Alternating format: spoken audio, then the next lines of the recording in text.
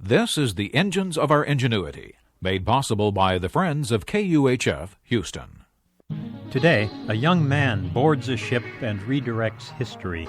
The University of Houston's College of Engineering presents this series about the machines that make our civilization run and the people whose ingenuity created them. The year is 1831. A 22-year-old student presents himself for the post of ship's naturalist on a long voyage of exploration. He does so at the urging of a professor and over his father's objections. In a London office, he meets the captain, who is himself only 26. The two form a powerful affinity, and the student is hired. The student was Charles Darwin, just graduated from Cambridge.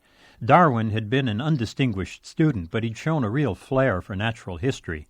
The captain was Robert Fitzroy, an intense religious fundamentalist and a strict charismatic leader. The ship was a brig only 90 feet long named the Beagle. Fitzroy had been given command of the Beagle when he was only 23.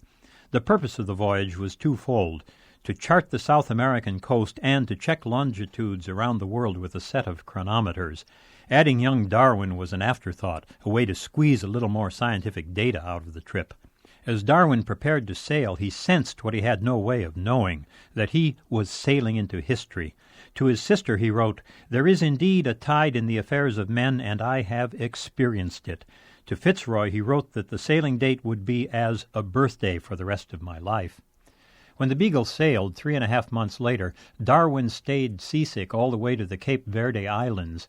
But when he saw his first volcanic island, just as Lyell had written about in his famous geology text, Darwin realized that he too might write a book someday.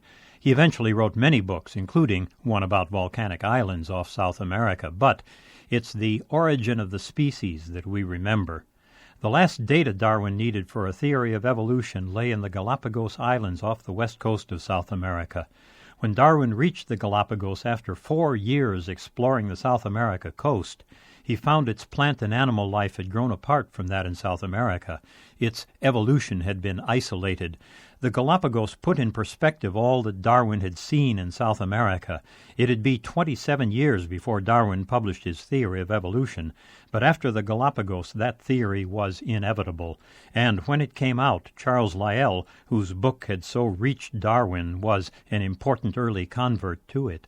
Fitzroy was another story. That charming, intense fundamentalist had befriended Darwin. His long conversations had sharpened Darwin's arguments.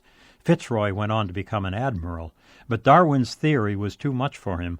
In 1860 he showed up at a church-sponsored debate on evolution to rage against his old friend.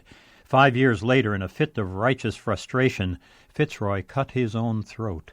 He'd been first to see the genius in the boy, but in the end, Darwin asks us to accept more change in the very nature of things than many people could bear to accept.